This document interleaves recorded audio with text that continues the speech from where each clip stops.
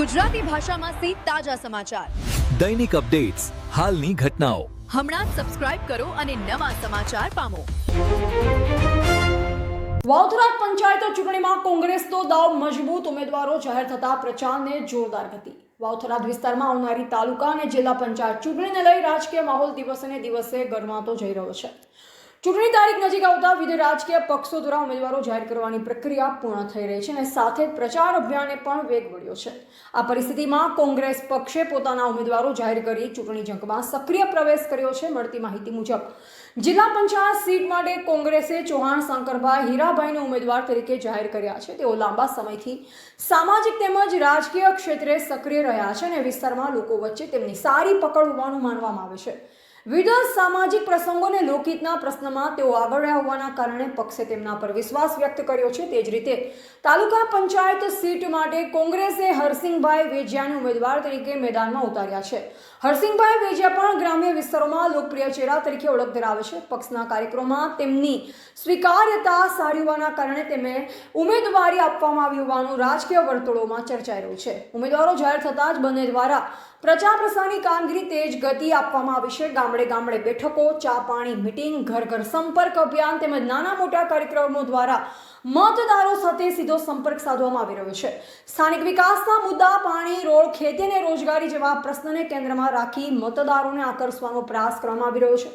કોંગ્રેસ પક્ષ દ્વારા આ વખતે વાવથરાદ વિસ્તારમાં મજબૂત પ્રદર્શન કરવાની આશા વ્યક્ત કરવામાં આવી રહી છે. તો બીજી તરફ ભાજપ પક્ષ પણ પોતાના ઉમેદવારો સાથે જોરદાર પ્રચારમાં લાગી ગયો છે, જે કારણે બંને મુખ્ય પક્ષો વચ્ચે સીધી અને કડક ટક્કર જોવા મળે તેવી શક્યતા છે.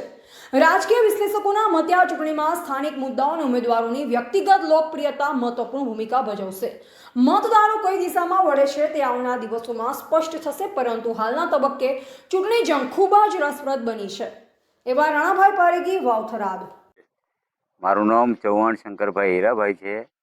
મેં 30 વાવ જિલ્લા પંચાયત 1ની સ્થાનિક સ્વરાજ્યની ચૂંટણીમાં ટિકિટની માગણી કરેલ હતી અને મારા ઉપર વિશ્વાસ મૂકી અને અમારે કોંગ્રેસ પાર્ટીએ મારા ઉપર વિશ્વાસ મૂકીને મને મેન્ડેટ આપી અને જિલ્લા પંચાયતની ચૂંટણીમાં ઉમેદવારી કરાવી છે. તો હું મારાથી બનતી મેં કોશિશ કરી અને અમારી સીટ જીતાડવાની પૂરી કોશિશ કરીશ. તો તમે જે જીતીને આવ્યા પછી પહેલો તમારો કયો મુદ્દો હશે? જીતીને આવ્યા પછી પ્રથમ અમારો મુદ્દો હોય છે વિકાસનો. એટલે શું વિકાસનો મુદ્દો હશે તમારો? કે જે અત્યારે વંચિત છે, શોષિત પીડિતો છે, એમના માટે લડીશું.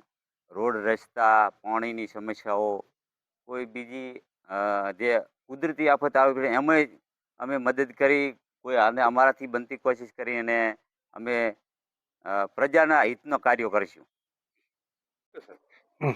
હું ભારતીય રાષ્ટ્રીય કોંગ્રેસનો વાવ તાલુકા પંચાયતની 15 વાવ 2 સીટનો ઉમેદવાર છું. પાર્ટીએ મને મેન્ડેટ આપેલ છે અને અમે અત્યારે ભાઈચારાની રીતે ચૂંટણી લડી રહ્યા છીએ. લોકોનો સહયોગ અને સહકાર બહુ સારો છે.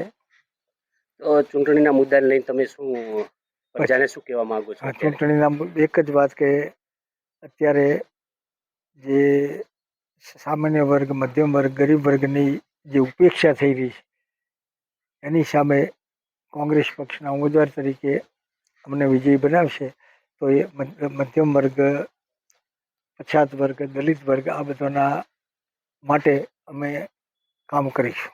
ચૂંટણી જીતીને આવ્યા પછી તમારું પહેલું કામ કયું હશે? ચૂંટણી જીતીને આવ્યા પછી પહેલું કામ અમારું ખાસ કરીને વાવ ગામને, અત્યારે હું વાવનો ઉમેદવાર છું, એટલે વાવ ગામની અંદર જે ગટર, પાણી, રસ્તાના પ્રશ્નો છે એ પ્રશ્નો ઉકેલવા માટે પૂરેપૂરી મહેનત અને પ્રયત્ન કરીશું.